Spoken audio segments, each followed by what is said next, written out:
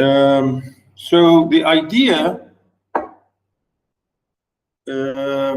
is, yeah, I have now started recording. Okay. So the idea I'm saying really is I want you to just quickly look at those elements here, which is, I think, clear. Notice we say here on drama, in drama we have something maybe a little bit different from the novel or poetry. There are, indications which are really very, very clear. Like I say here, we have actors, we have stage, and we have audience. And I think this is really the big thing, of course, which is a bit different from the novel or short story. Now, you may say, well, we have actors, but they are like characters.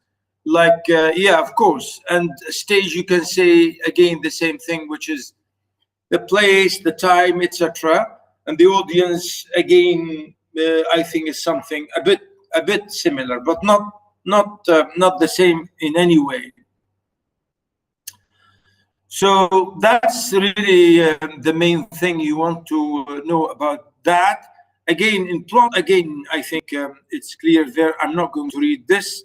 Like usually say, a conflict is a clash of actions, ideas, desires, or wills. Again, person against person, person against environment, again, person against himself or herself, etc. All this to do with the whole development and the action in plot.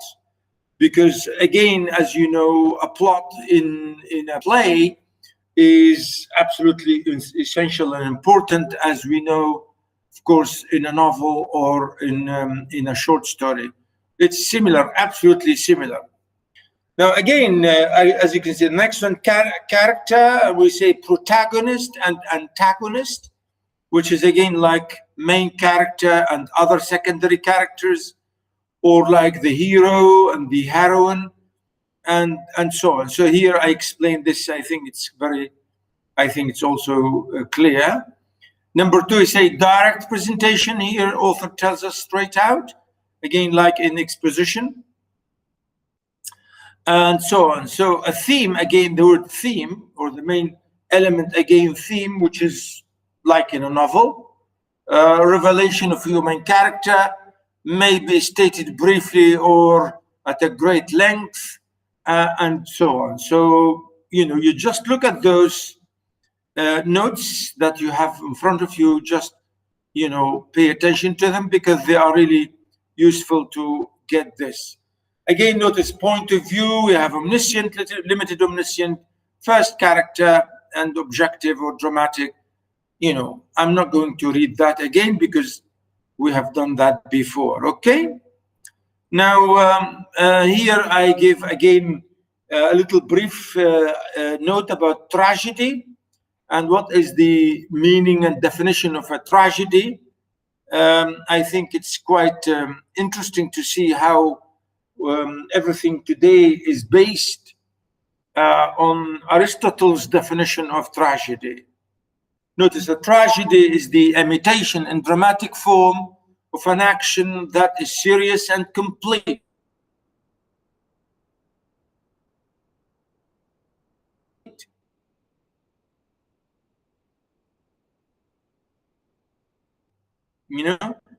With incidents arousing pity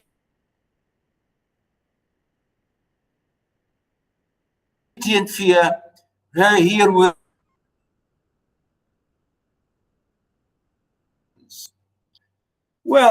tragedy or imitations of reality, and imitations, as you say, in a dramatic form, in action, the way they do it in action, like on a stage.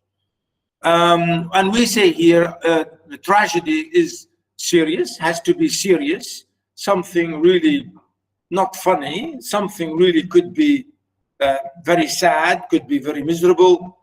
You have people sometimes get killed, sometimes, many times. In fact, one of the main key elements of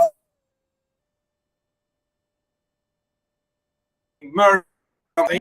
So that's why we know the meaning and the idea pity for the main character who's killed, for example, or the fear of what is happening to, our main character or our main hero or something. And this is the idea we say catharsis. Catharsis, this is the idea again, which is, the real feeling of either fear for the main character and the pity for him or her, to say, what a shame she was killed, what a shame he was killed, what a shame he lost, what a shame, etc. Now, this feeling for the character we call catharsis, okay? And that's what you can see here, I'm saying emotion. Again, the language is used is pleasurable and throughout appropriate to the situation in which it's used. Yeah, because the language has to be also serious and has to be grand, and mostly in drama, really in tragedies, mostly if it's a tragedy. Shakespeare, for example, used poetry because they think the tragedy is more refined than comedy. And for comedy, they use prose because they think prose is lower, the kind of language is lower than tragedy. So that's what really we say here, if you like, appropriate to the situation. That is, poetry is more appropriate to seriousness, to grandeur, and to lofty, good, for example, language. Again, characters in a tragedy are mostly noble characters. Noble characters means high people, lords, kings, princes, blah, blah, blah, must be, in tradition, according to Aristotle, these characters must be noble, must be high standards, must be high class society. This is according to the definition of tragedy, according to Aristotle. Maybe today you may find, plays, for example, in modern time, tragedies, which are about normal people, but still you can call it a tragedy. But you see, this is the idea. I'm saying this is the classic definition of a tragedy. He said, chief characters are noble. Just a second, please.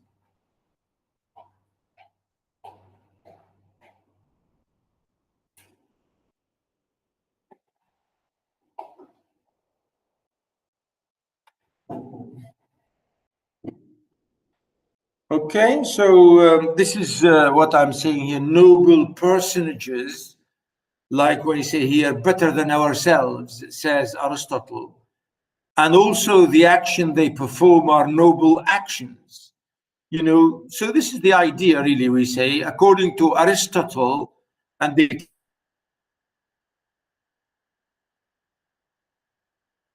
classical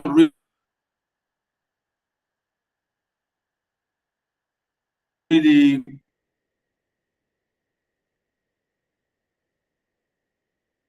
definition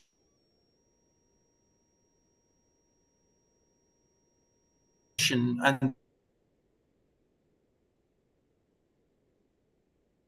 as being really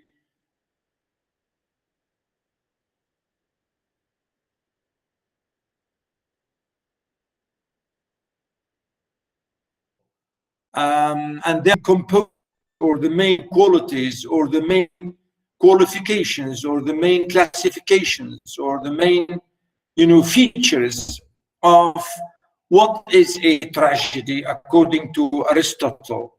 And that's why we say here archetype means the original type, the original kind. And he says, for example, number one, the tragic hero is a character of noble stature and has greatness. If the hero's fault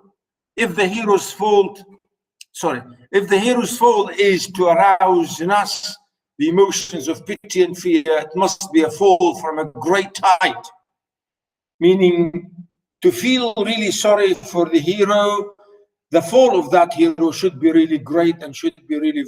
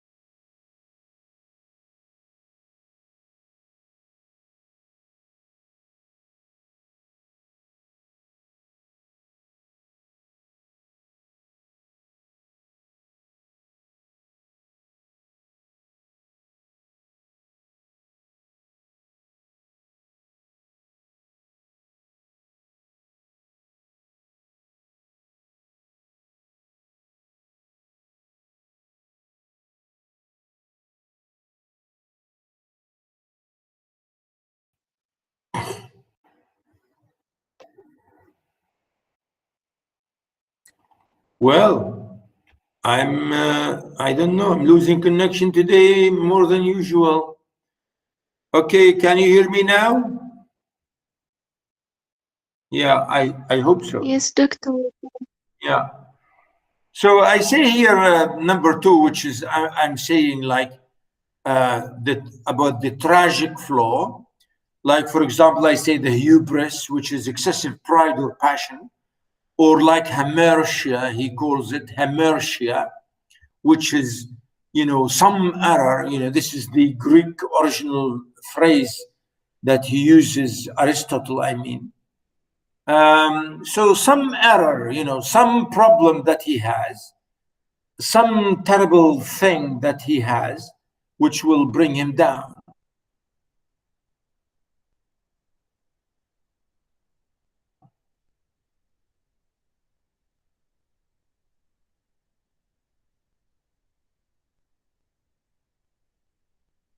Again, number three, I say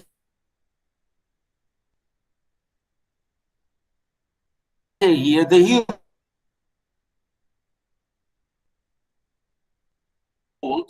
the result of what or villainy or some overriding.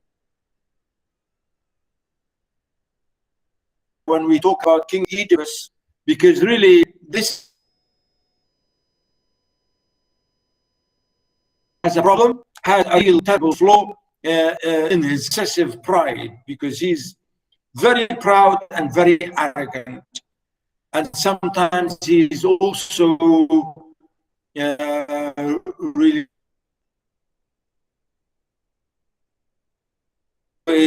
he doesn't think much. He immediately jumps to conclusions, and he does things in a very sort of crazy manner. So this is really, later on we shall see.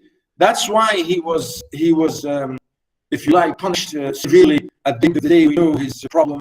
Later I'll explain that to you. But I will tell you, for example, King Oedipus as a tragedy, as a very good example in Aristotelian definition of a tragedy. King Oedipus was excessively proud, was excessively arrogant. Because of that, he killed his own father.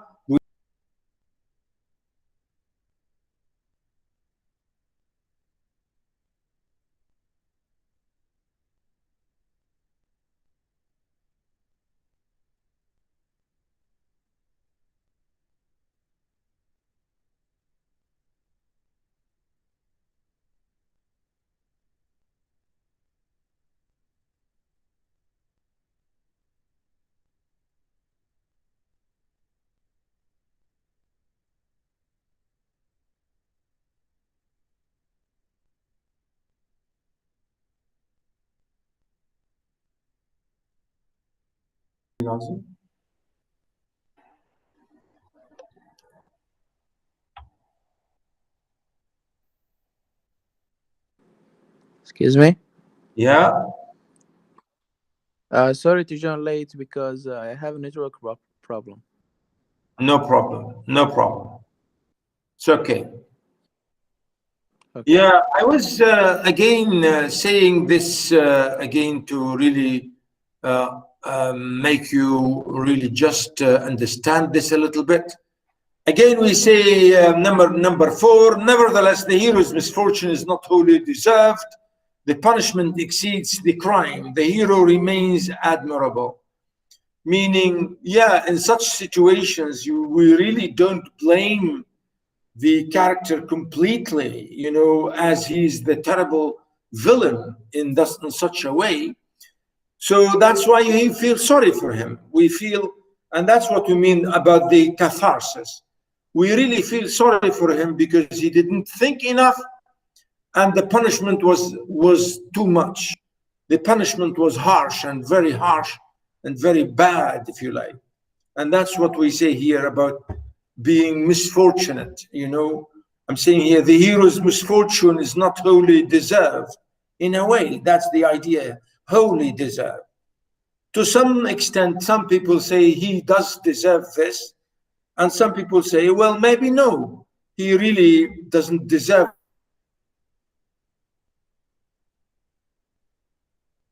that.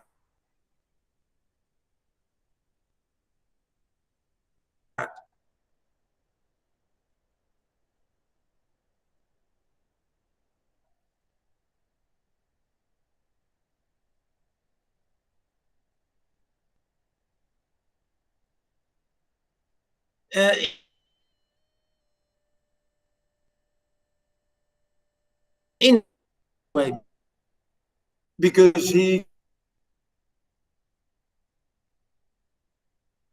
talk about that in details. In self-knowledge, or as Aristotle puts it, some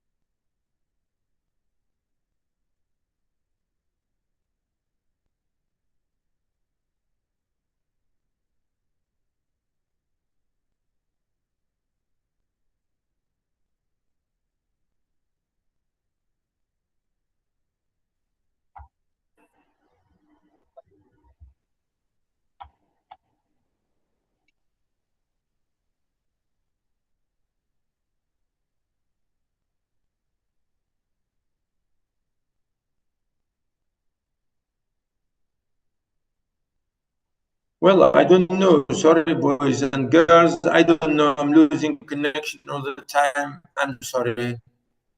I don't know what's wrong. Today it's fine.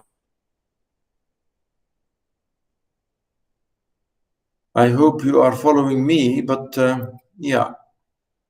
Okay, so look at these things, and that's enough, I think, about the introduction. And today I will start with our first example of the play by Eugene O'Neill, the really very important American, as you can see, very important American 20th century dramatist. Absolutely, to me, I think he's the best American dramatist. To me, I think he's the best. Really, he produced lovely, huge, really production. Important plays in every way.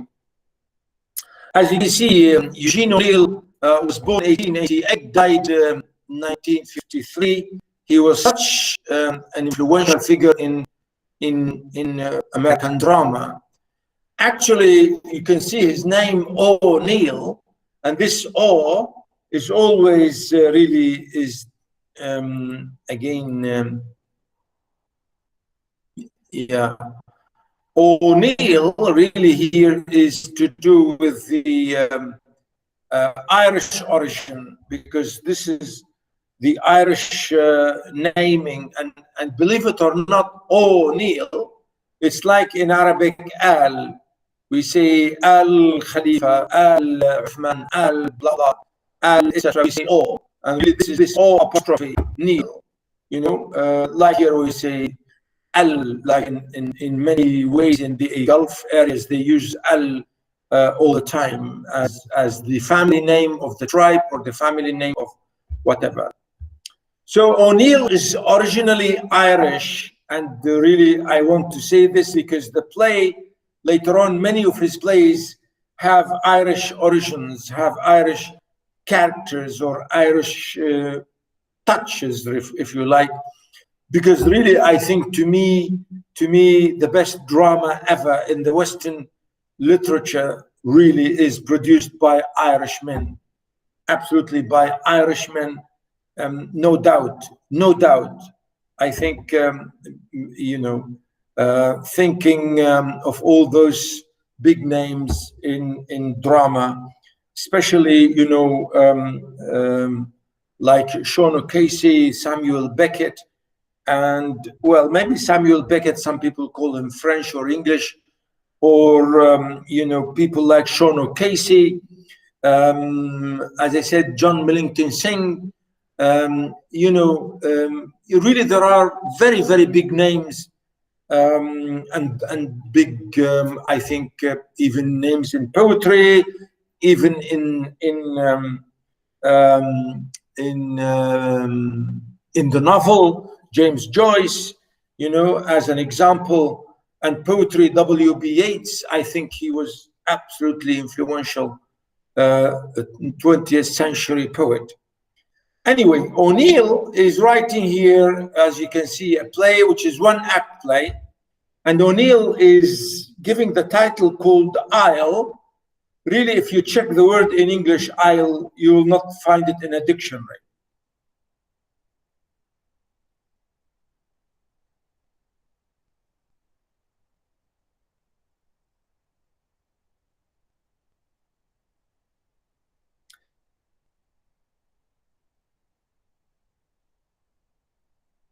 Because really the word Isle is a deformation.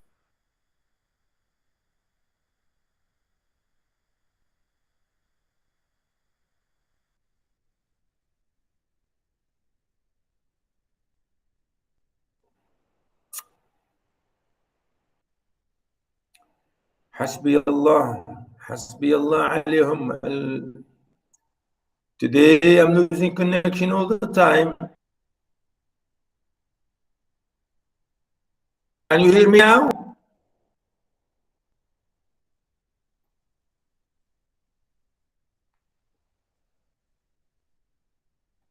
Boys, girls?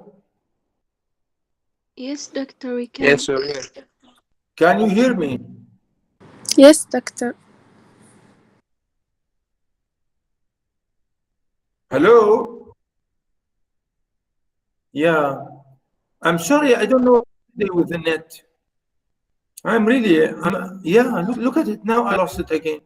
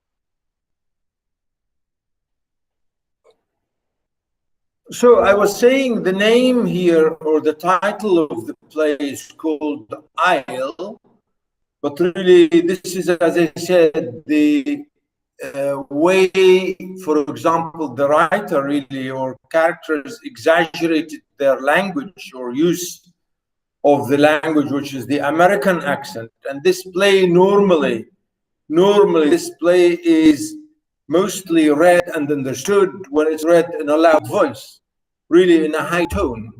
So instead of saying oil, and they say isle, you know, and it means the oil.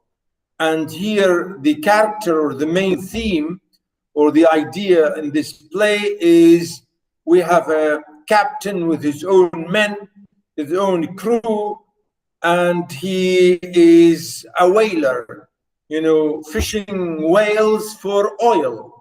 You know, they kill the whales to take oil out of them. And really, that's why here, instead of saying oil, you know, they just say isle. And as I said, just an exaggeration of the pronunciation, really. The exaggeration by characters or by the writer to say oil and isle, okay? And here you can see it's one act play, very short. Well, not very, maybe a bit short. And the characters, not many, as you can see, quite few. And it is a tragedy. Really, it is, to some extent, it is a tragedy. To some extent, it's a tragedy. Determinism and the tough characteristics of the main character, Captain Keeney, as we shall see in a minute, and the consequences related to his wife, and the consequences related to his crew, to the crew members of his working ship or whaling ship. Okay, so notice the characters we have. As you can see, the list of them, about 3 or 6, well, maybe seven characters, briefly. We have Ben, the boy, the cabin boy. We have the steward. We have Captain Keeney. And we have Slocum, who is the second mate. And we have Mrs. Keeney. And we have Joe, who is a harpooner. You know, harpooner, like someone who has this, you know, whistle, you know, to, if you like, indicate or to tell, or like a siren thing, to show some kind of sign of danger or anything. So it's called the harpoon. And here, harpooner, the man who blows into this instrument. And this is it, you know, the main character really is the captain and his wife, and his friend or his helpmate or his, if you like, aide, or the first man to be his servant, his next, you know, his helper, if you like. Normally we can say his aide, you know. And you can see the little introduction here by the scene. As I said, in a play,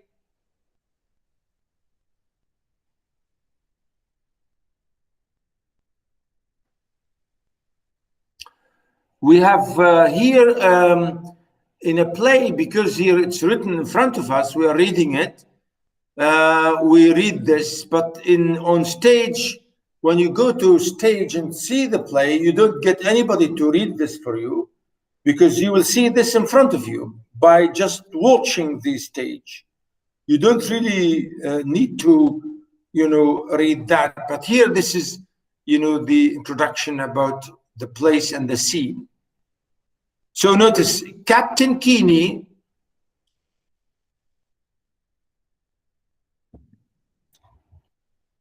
Captain Keeney's cabin on board the steam whaling ship Atlantic Queen. So, you know, this is the scene where the events or the action of this play happened. In a ship, a whaling ship and steam whaling ship called Atlantic Queen, a small square compartment about 8 feet high with a skylight in the center, looking out on the poop deck. On the left, the stern of the ship, a long bench with rough cushions is built in against the wall. In front of the bench, a table. Over the table, several curtained portholes.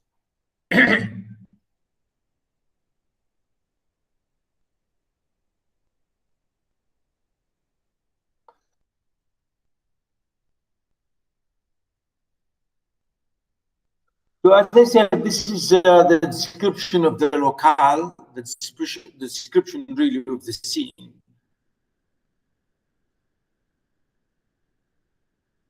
Okay, is placed against the wall.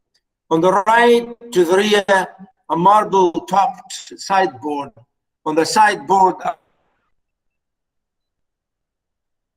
forward, a doorway leading to the companionway and past the officers' quarters to the main deck.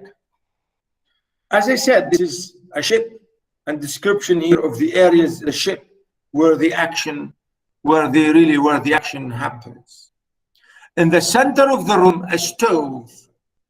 From the middle of the ceiling, a hanging lamp is suspended. The walls of the cabin are painted white. There's no rolling of the ship, meaning the ship is not moving. The action happens when everything seems to be dead because of snow. Okay, so that's here where you say that the ship was not moving. No rolling of the ship. And the light which comes through the skylight is sickly and faint. Again, you can see here really the idea, the atmosphere, that the people are not really happy with this because they think it's maybe miserable, bad, hard time, and difficult in so many ways. Okay, so really this is the idea here. You can see about when you're saying about sickly and faint, indicating one of those gray days of calm when ocean and sky are alike dead. You can see that here really, the idea how this is, if you like, nicely explained about the question of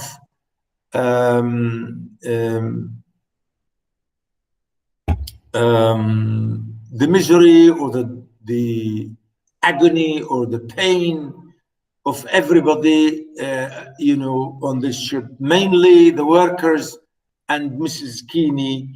Of course, Mr. Keeney, as we shall see, the captain, he is the same way, but he's decided he wants to continue with this mission. Okay, notice when we see that from the middle of the ceiling, a hanging lamp is suspended.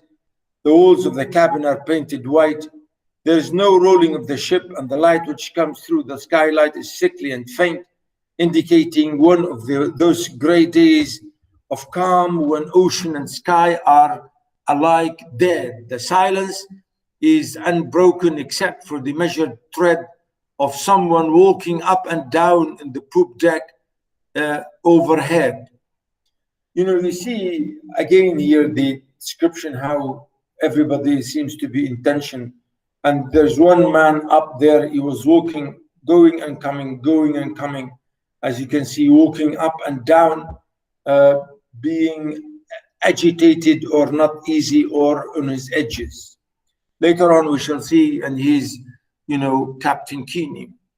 It is nearing 2 bells, 1 o'clock in the afternoon of a day in the year 1895. Again, I think this is partly to indicate the realistic,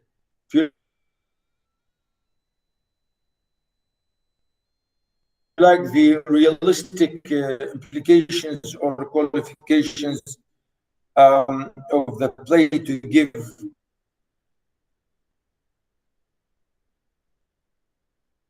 the exact date and the exact, for example, two bells, 1 o'clock, staying two bells, meaning, there the table, the few dishes, which is still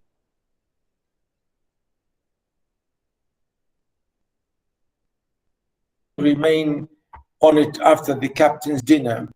He is an old grizzled man, really, he's not really old, if you like. He was in his 40s and 50s, and I don't think you can describe a man of 40 as being old, in this sense.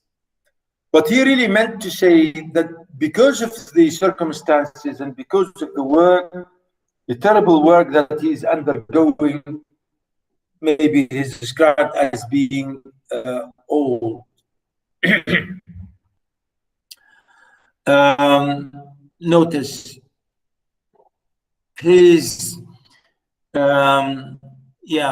dungaree pants, a sweater, and a woolen cap with fur flaps. His manner is sullen and angry. You see, angry because there's snow all the time, you can't fish. And that's why sullen means really very, very unhappy. He stops stacking up the plates and casts a quick glance upward at the skylight, then tiptoes over to the closed door in the rear and listens with his ear pressed to the crack. So here, really, the boy or the cabin boy, or sorry, even the steward who is doing this job, like the servant, the manservant. So he's collecting the dishes, and he was walking, and he was just listening, trying to see and to listen to what Captain Keeney maybe is saying. Because as I said, later on we shall see, because they are very angry, they want to go back home. And Captain Keeney will not go back unless his ship is full of oil. La ilaha illallah.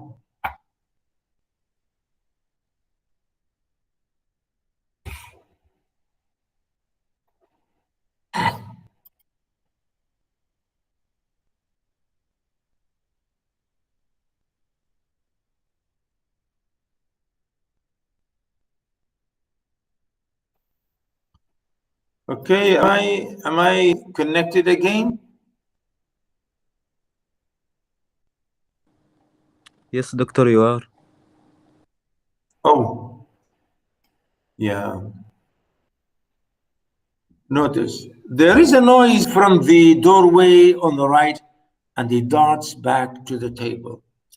So remember, this is the action here, that the steward and the boy and everybody else in this ship is terrified, is angry.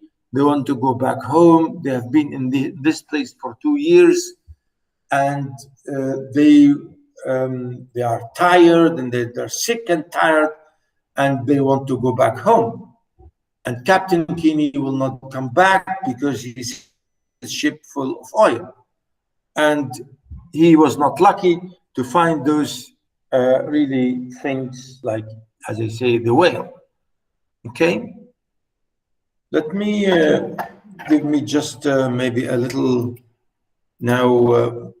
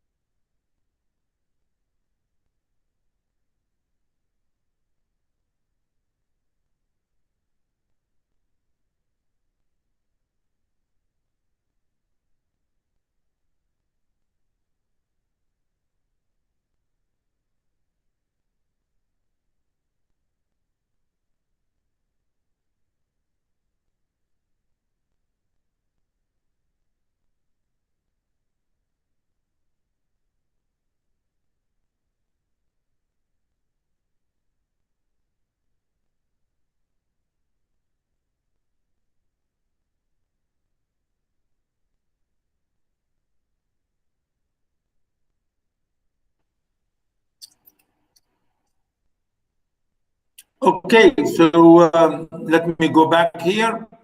So Ben enters. He is an overgrown, cocky boy with a long, pinched face.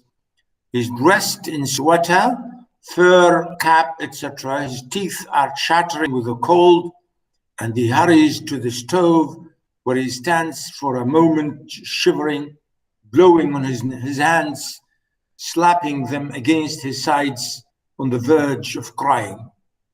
And here, really, the action starts. The steward talking with Ben, both talking about the terrible conditions under which they are staying here in the middle of the ocean, trying to find whales. And notice again, as I said, the language here between the two. The steward in relieved tones, seeing who it is.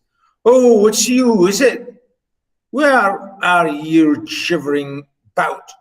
Or where are you shivering about? As if to say, what are you shivering about? Stay by the stove where you belong and you will find no need of chattering.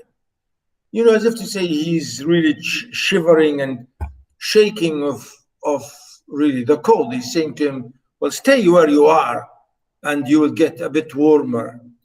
Ben, it's cold, trying to control his chattering teeth dervishly. Who do you think it were? The old man?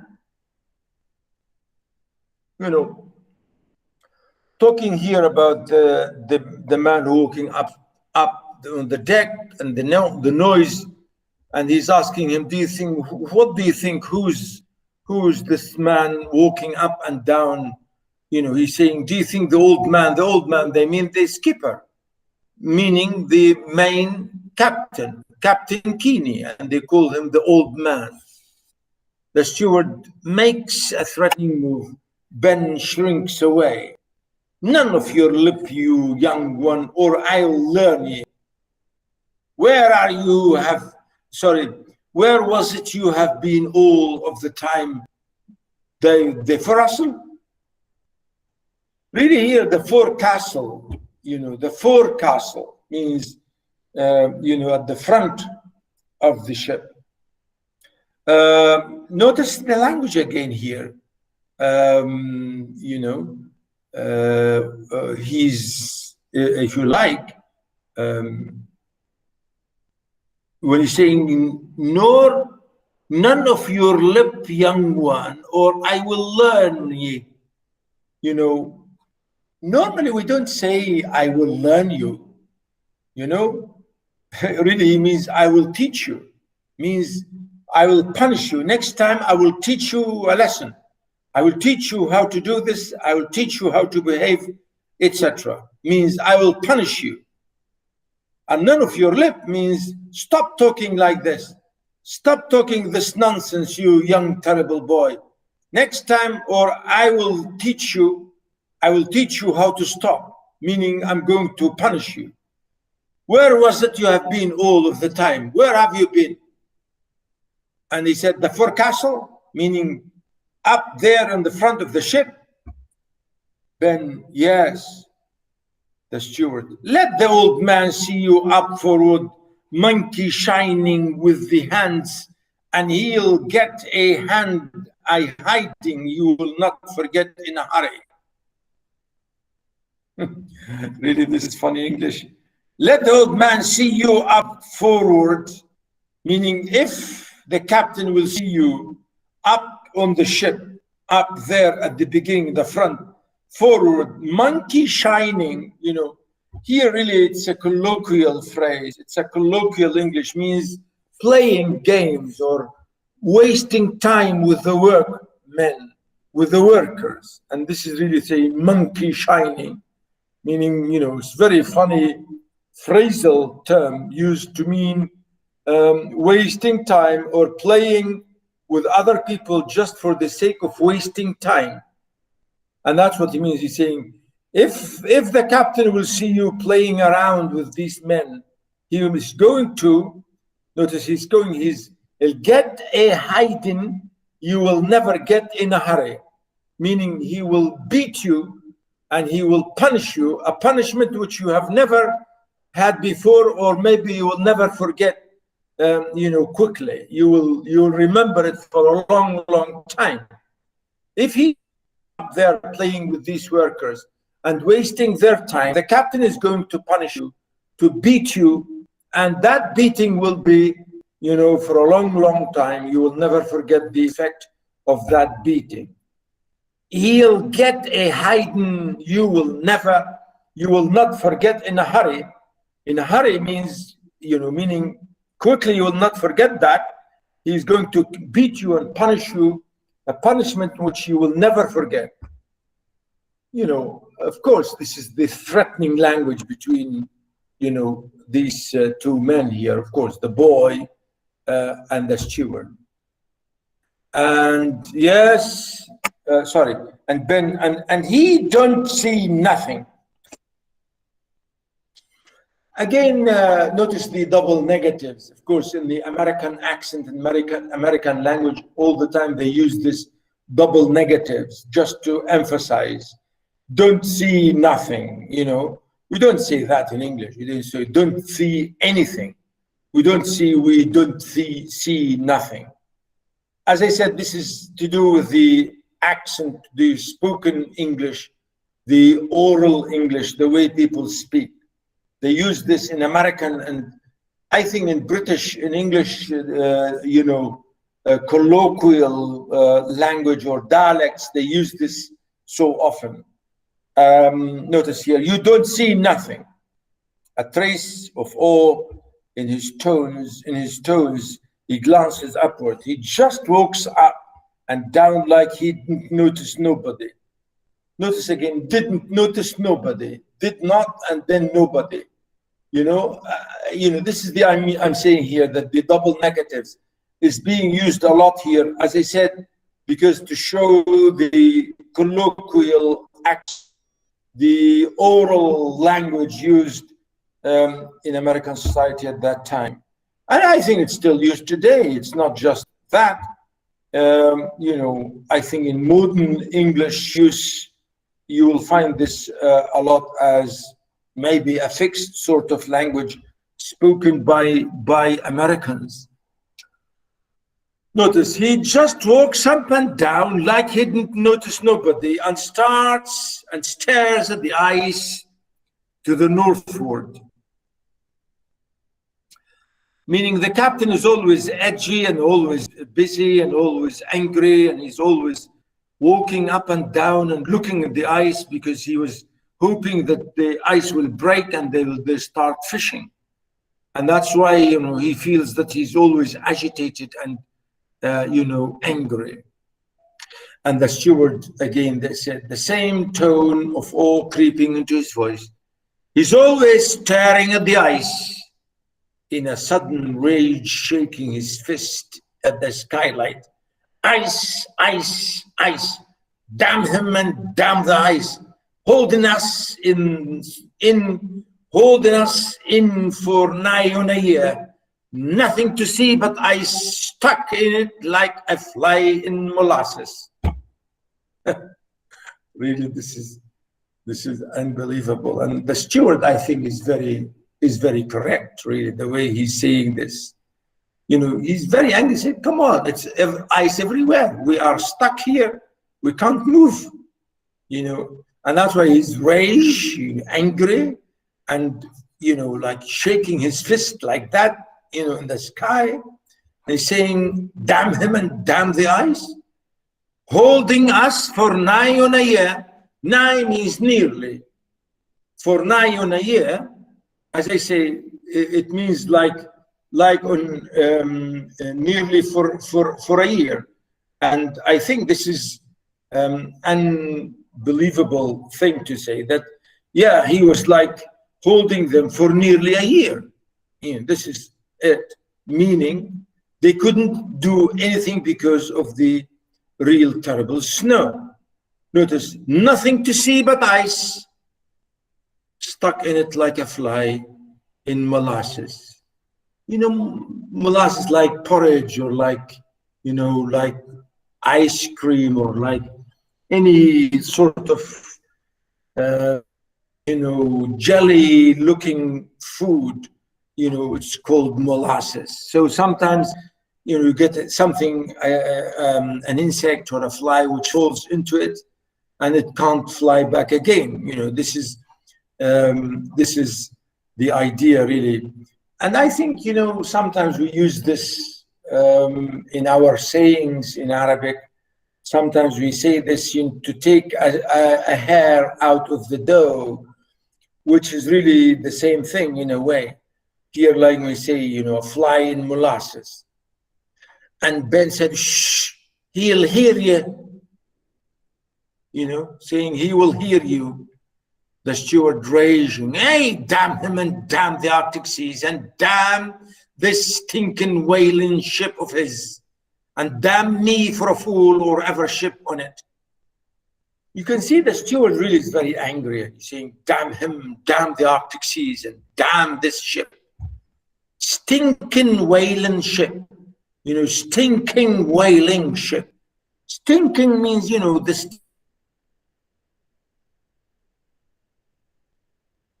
stink. It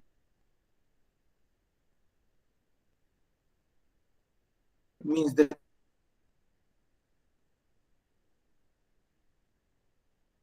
terrible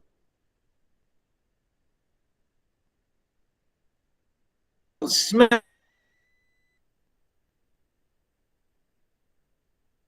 of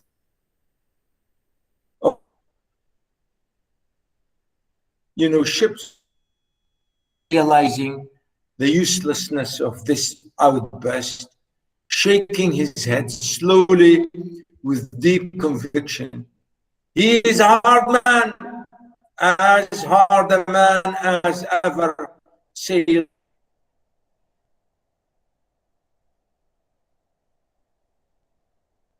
Stubborn, absolutely stubborn man. He will never budge.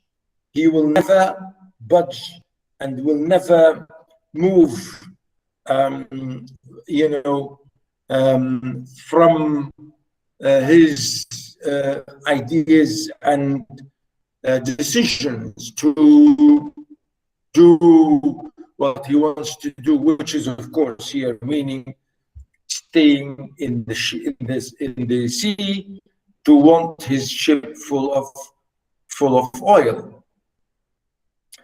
And that's why he's saying here he's a hard man, very tough man, very stubborn man, very adamant man, very crazy man, decided man, very single-minded. The steward, the 2 years we all signed up for are done this day. Blessed Christ. Saying Alhamdulillah, we have finished the 2 years. We have signed our contracts for 2 years. And today, the 2 years, as you can see, are over. Saying the 2 years we signed are done this day, finished. Blessed Christ, as if to say, thank God. 2 years of this dog's life. I think this is nice to say, right? Dog's life? What life? Yeah. Really, the steward here is very angry to say, we are living in a very horrible, rotten, terrible situation. We are living worse than dogs. We are living in conditions which are terribly worse than dogs. And no luck, he said, no luck in the fishing. And the hands half-starved with the food running low. Hands means the workers, the people who work in their hands. Half-starved with the food running low means we are here sitting for 2 years and we are lost in a way in the middle of the ocean, and our food is running out, the water is running out, so we have to go back. That's what he means. Food running low, rotten as it is, and not a sign of him turning back for home. It seems that he is not He's not, in any way showing any sign that he wants to go back. Home, home. I begin to doubt if I will set foot on land again. It's a shame, really. Here, the character here, Ben, if you like,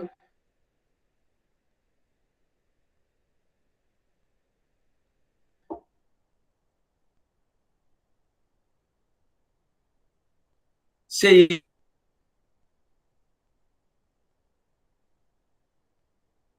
that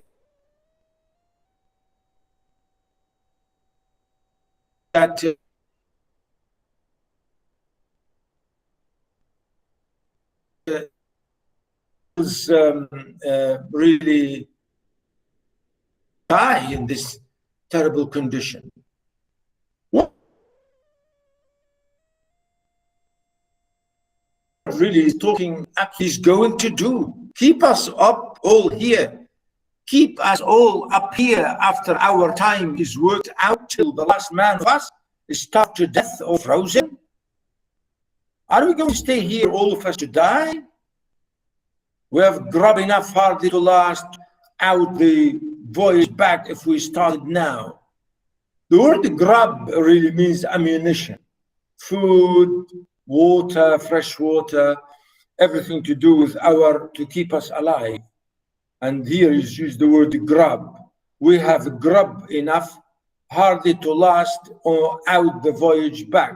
Meaning if we go back now, the food that we have, that food may not be enough to keep us. What are the men going to do about it? Did you hear any talk in the forecastle?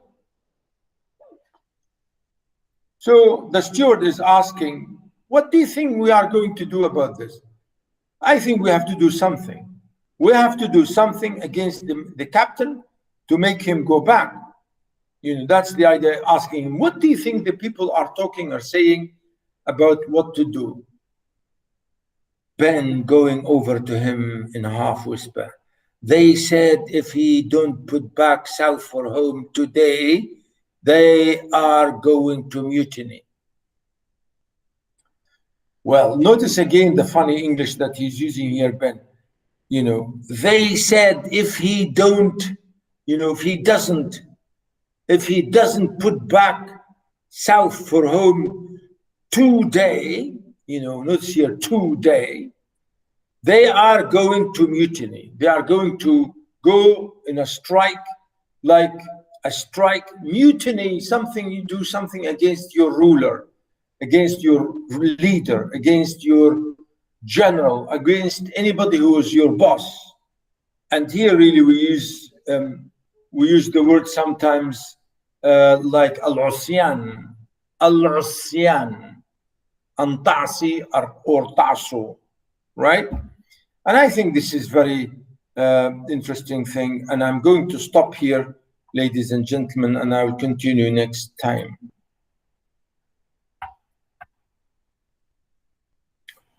Yeah, any question, anything? I will stop recording now and I will leave the 5 minutes.